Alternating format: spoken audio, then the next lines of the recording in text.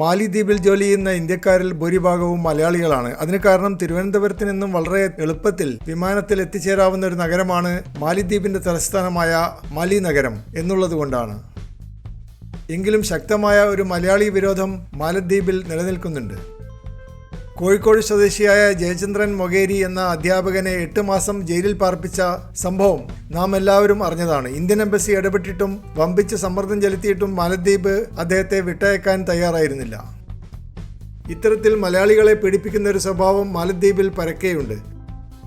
അതിന് പ്രധാന കാരണം മാലദ്വീപ് സ്വദേശിനികളായ ഫൗസിയ ഹസനെയും മറിയം റഷീദയെയും പണ്ട് കേരള പോലീസ് തടവിൽ വെച്ചതിൻ്റെ വൈരാഗ്യം മൂലമാണ്.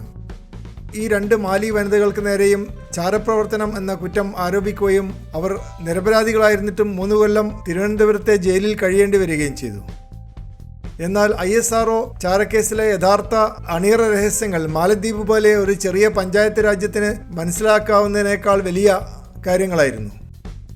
മറിയം റഷീദ അറസ്റ്റ് ചെയ്യപ്പെട്ട വാർത്ത തിരുവനന്തപുരത്തെ സായാഹ്ന ദിനപത്രമായ തനിനിറം പുറത്തുവിട്ടപ്പോൾ കേരളത്തിലെ ചില രാഷ്ട്രീയ സ്ഥിതിവിശേഷങ്ങൾക്ക് ഇക്കാര്യം ഉപയോഗപ്പെടുത്താൻ പറ്റുമെന്ന് പെട്ടെന്ന് ഇവിടെയുള്ള നേതാക്കന്മാർ മനസ്സിലാക്കി.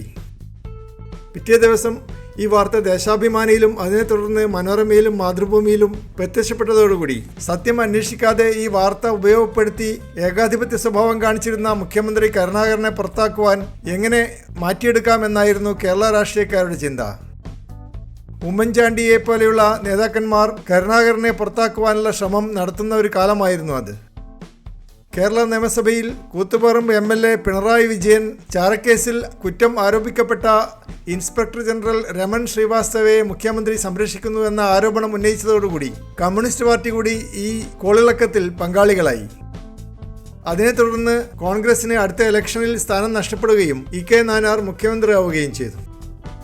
പാകിസ്ഥാന് വേണ്ടിയും റഷ്യയ്ക്ക് വേണ്ടിയും ബ്രസീലിന് വേണ്ടിയും ഫൗസിയ ഹസൻ ചാരപ്രവർത്തനം നടത്തി എന്നായിരുന്നു അന്ന് പത്രങ്ങൾ ആരോപിച്ചിരുന്നത്. അന്നത്തെ കാലത്ത് മാലദ്വീപ് ഭരിച്ചിരുന്ന മൗമൂൺ അബ്ദുൽ ഗയൂമിൻ്റെ എതിരാളിയായിരുന്ന ഇല്യാസ് നാസിർ ബാംഗ്ലൂരിൽ താമസിച്ച് മാലദ്വീപിൽ ഒരു അട്ടിമറി നടത്താൻ ശ്രമിക്കുന്ന സാഹചര്യവുമായി ഫൗസിയ ഹസന്റെ സന്ദർശനത്തിന് ബന്ധമുണ്ട് എന്നും വാർത്തകൾ വന്നിരുന്നു. ആരോപണത്തിൽ കേന്ദ്രബിന്ദുവായി മാറിയ കേരള മുഖ്യമന്ത്രി K കരുണാകരനെ സംരക്ഷിക്കാൻ വേണ്ടി ഇന്ത്യൻ പ്രധാനമന്ത്രി PV നരസിംഹറാവു തിരുവനന്തപുരത്ത് വരികയും സമ്മർദ്ദം ചെലുത്തുകയും ചെയ്തു. അതിനെ തുടർന്ന് CBI നടത്തിയ അന്വേഷണത്തിൽ ചാരക്കേസ് കെട്ടിച്ചമച്ചതാണെന്ന് കണ്ടെത്തുകയും ചെയ്തു.